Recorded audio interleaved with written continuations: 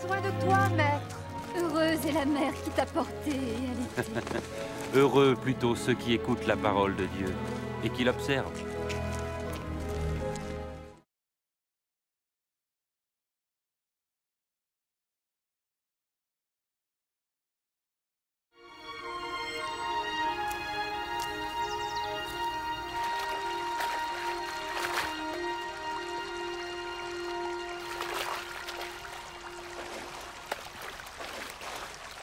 Apprends-nous à prier, comme Jean l'a appris à ses disciples.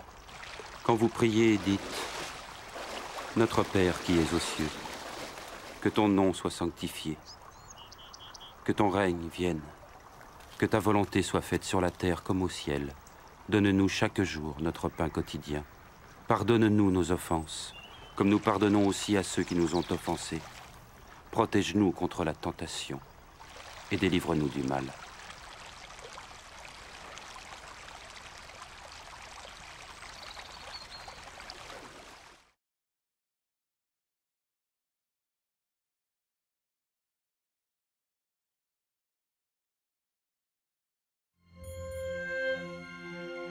Dans les Saintes Écritures, Dieu déclare que le Messie viendrait pour être le sauveur du monde. La vie de Jésus prouve qu'il est bien celui dont les prophètes avaient parlé. Ésaïe a prophétisé que la Vierge deviendrait enceinte et qu'elle enfanterait un fils. Des siècles plus tard, la naissance de Jésus accomplissait cette prophétie.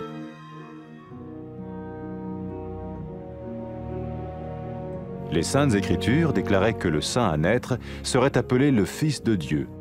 Cela signifiait que Jésus serait le Fils de Dieu au sens spirituel et non au sens physique.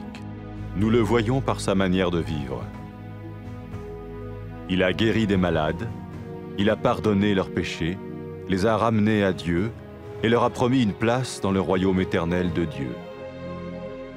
Il s'est offert lui-même en sacrifice pour le péché à leur place. Puis il est revenu à la vie, victorieux sur la mort selon le plan de Dieu. Jésus a dit « Personne ne me prend la vie, mais je la donne de ma propre volonté. » La vie de Jésus n'a pas seulement accompli les écrits des prophètes, mais elle a aussi confirmé la vérité de la sainte parole de Dieu. Les prophètes avaient écrit « Ta parole, ô mon Dieu, est parfaite, elle dure à toujours. » Jésus lui-même a dit « Le ciel et la terre disparaîtront, tandis que mes paroles ne disparaîtront jamais. » Jésus est venu pour nous donner la vie dans toute sa plénitude. Mais quand l'homme a désobéi à Dieu dans le jardin d'Éden, il a choisi sa propre voie et ses actions l'ont séparé du Créateur.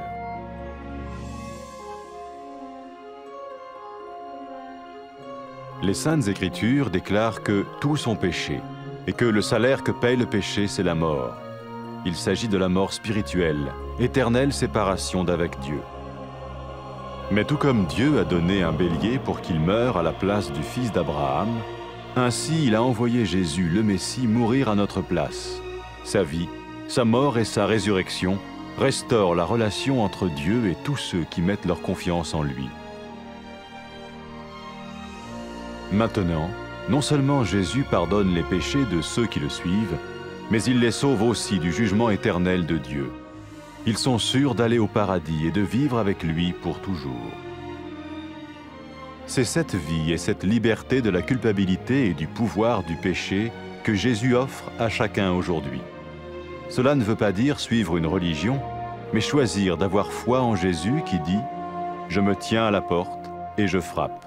Si quelqu'un entend ma voix et ouvre la porte, j'entrerai chez lui. » Cela veut dire se tourner vers Dieu et croire que Jésus vient dans nos vies pardonner nos péchés et nous rendre tels qu'il veut que nous soyons. Il ne suffit pas d'approuver intellectuellement ce qu'il dit, ni de vivre une expérience émotionnelle. Nous le recevons par grâce, au moyen de la foi, par un acte de notre volonté. Lorsque quelqu'un est prêt à suivre Jésus le Messie, il peut lui parler par une simple prière. Peut-être êtes-vous prêt maintenant à ouvrir votre vie à Dieu. Si oui, vous pouvez vous joindre à la prière suivante, silencieusement. dans votre cœur. Seigneur Jésus, j'ai besoin de toi. Merci d'être mort sur la croix pour mes péchés.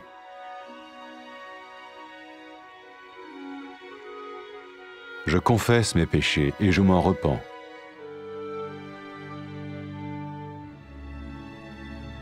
Je t'ouvre la porte de ma vie et je te reçois comme mon Sauveur et Seigneur.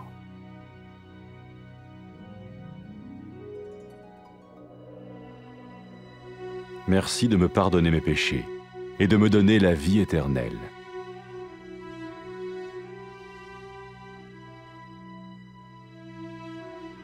Fais de moi le genre de personne que tu veux que je sois. Maintenant que je deviens l'un de ceux qui te suivent. Amen.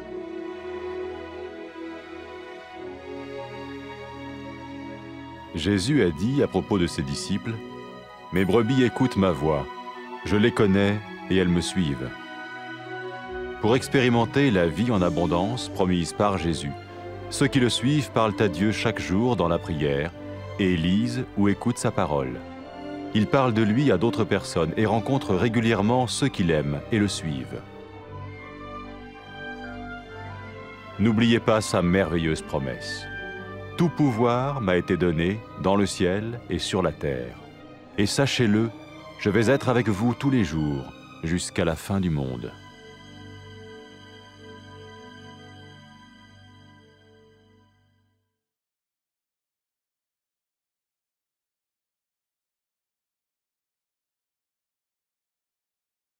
İhtiyacımız var yarəm. Xoş o arvadın halına ki, sənə ana olub. Xoş o adamların halına ki, tarının sözünü eşidib itaat edirlər.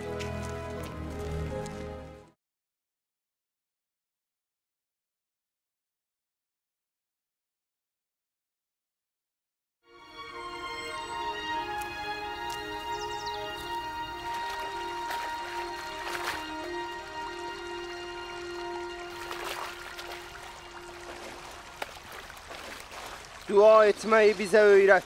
Necə ki, Yəhya şagirdlərinə öyrətdi. Dua edəndə belə deyil. Ey göylərdə olan atamız, adın müqəddəs olsun. Səltənətin gəlsin. Sənin iradən göydə olduğu kimi yerdə də olsun. Gündəlik çörəyimizi bizə hər gün ver və günahlarımızı bizə bağışla. Çünki biz də bizə günah edənləri bağışlayırıq. Bizi vəsvəsəyə salma, lakin şərdən qurtar.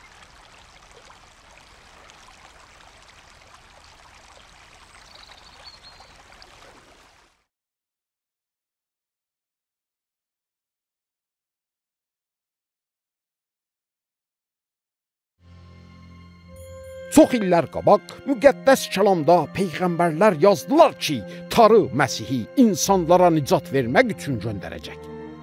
İsa'nın həyatı aydınca göstərir ki, o elə həmən vədəsi verilmiş qurtarıcıdır. Eşaya adlı bir peyğəmbər belə yazıb, bakirə, hamilə olub bir oğul doğacaq. Və elə də oldu, Tarı öz qüvvəti ilə bakirə olan Məryəmi hamilə etdi və o İsa'nı doğurdu. Necə ki, müqəddəs kəlamda da yazılmışdı. Bu möcüzə Tarının əlaməti idi ki, bu uşaq Moud olan Məsihdir. Həmən o ki, Tarı onu öz oğlu çağırır.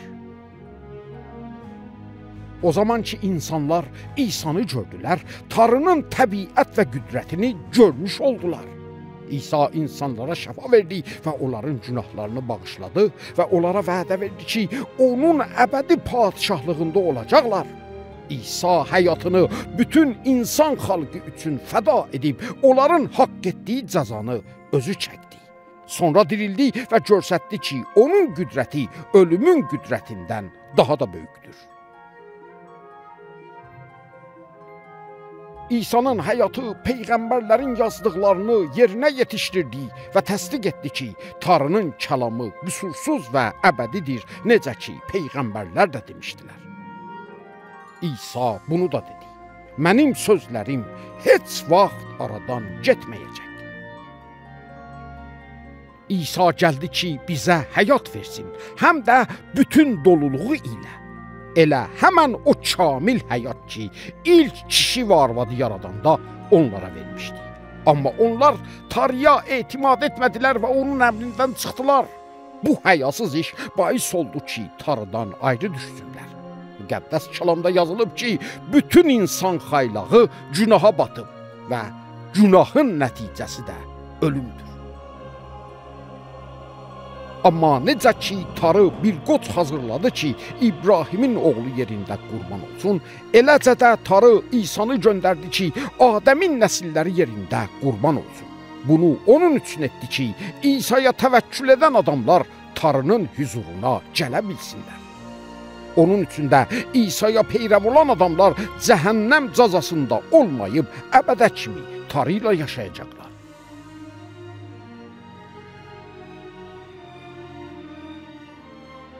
Ölümdən dirildikdən sonra İsa peyrəvlərinə dedi, bütün millətlərə elan olunacaq ki, Tanrı mənim adımda tövbə edən bütün insanların günahını bağışlayır. İsa bunu da dedi ki, Tanrının müqəddəs ruhunu da göndərəcək ki, onun peyrəvləri ilə olsun və onlara həqiqəti göstərsin. O zaman ki, günahkar bir arvad tövbə edib Rəbb İsa'ya peyrəv oldu, İsa ona buyurdu, günahların sənə bağışlandı, mənə olan imanın sənə nicat verdi. İsa dedi ki, insanlar Tanrını həqiqi bir şəkildə sevəndə bilinir ki, Tanrı onların günahlarını bağışlayır. O adamlar ki, qərar verirlər İsa'ya peyrəv olsunlar, belə sözlərlə onunla səmimi bir rabitə başlaya bilərlər. Ey Tanrı, sən müqəddəs və taalasan. Məni sevdiyin üçün səndən təşəkkür edirəm. Sənə etimad etmədiyim üçün ürəyim çox da kədərlidir. Təşəkkür edirəm ki, İsanı mənim əvəzimdə fəda olmaq üçün göndərdin ki, çarmıx üstündə mənim cəzamı çəksin və təkrar ölümdən dirilsin. İstəyirəm sənə peyrəv olum. İndi İsanı öz qurtarıcım və öz Rəbbim adında qəbul edirəm. Təşəkkür edirəm ki, mənim günahlarımı bağışlayıbsan və mənim üçün yol açıbsan ki, əbədə kimi sənlə qala bilim. Xahiş edirəm ki, müqəddəs ruhu mənə verəsən, elə ki, mənimlə olsun və mənə sənin yolunu göstərsin. Qoy müqəddəs ruh mənə elə qüdrət versin ki, səni bütün ürəkdən sevim və səni razı edən həyatı yaşayım. Qoy insanlar dünyanın hər yerində sənə həmd etsinlər. Amin. İsa öz peyrəvləri barədə dedi, mənim qoyunlarım mənim səsimi eşidirlər. İsa'ya peyrəv olanlar bir-birləri ilə toplanırlar, onunla hər gün danışırlar, müqəddəs kəlamda gələn onun sözlərini hər gün oxuyurlar. Çalışırlar ki, o qoyduğu nümunə kimi yaşasınlar və o haqda başqa insanlara müjdə verirlər. Onlar İsa'nın bu sözünü xatırda saxlayırlar ki, demişdi, Tanrı göydə və yerdə bütün iqtidarı mənə verir. Arxayın bilin ki, mən dünyanın axırınacan sizlə varam.